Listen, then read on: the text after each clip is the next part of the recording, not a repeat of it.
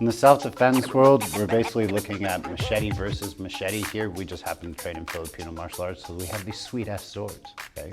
So what am I doing? The angle one is coming at me, he's stepping into range, and he's cutting, okay? So number one base, if he sets back, is there's three things I focus on. Number one, he cuts, boom, I'm trying to step out of the way. Okay, so just making sure stepping straight to left, try not to step in, gets a little dangerous.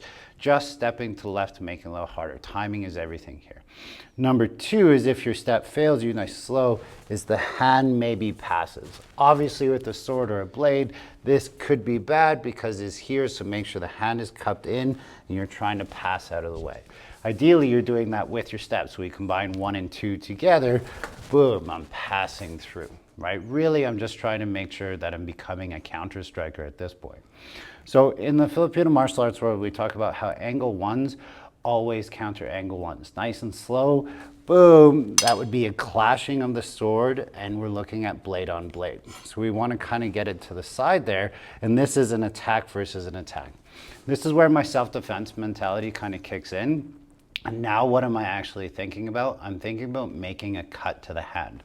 If my footwork and if my pass is good, my steps 1 and 2, then step number 3 is I'm looking at targeting the hand. So nice and slow as it comes here, I may not get the hand, but if you notice, I'm not turning it in here to get a deep laceration cut.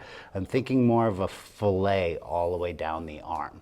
Hopefully that cuts tendons and muscles that he actually ends up dropping the sword. So one more time, we go together, 1, 2, and 3 all together.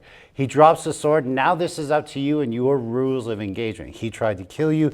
You don't know if he has a secondary weapon. Do you come back in for the slash? Do you add the old thrust and finish him off? That's going to be up to you. So what are the basics that you need to train here? Train them individually so it becomes a natural response, right?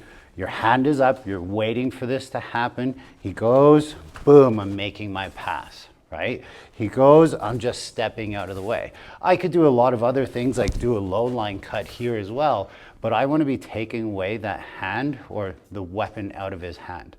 Some people call that defanging the snake. Some people call defanging the snake cutting his head off, right? So if he comes in, maybe I go to the head instead. You can see I've made that cut, right? But the thing is, what if his hand is up protecting his head?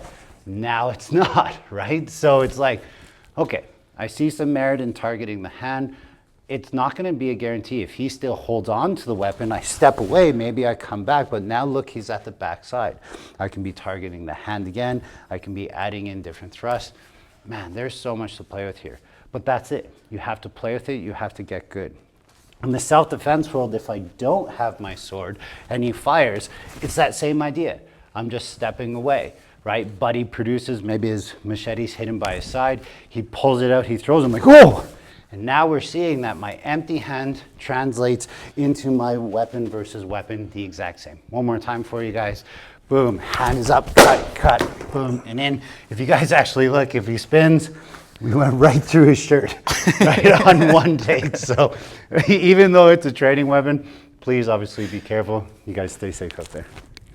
Thanks for watching the video. You're obviously very dedicated towards your practice of self-defense, but there's only so much that you can learn from a quick couple-minute videos, and this is why the Budo brothers and I spent some serious time and effort and put together a very, very high-quality product available on budobrothers.com.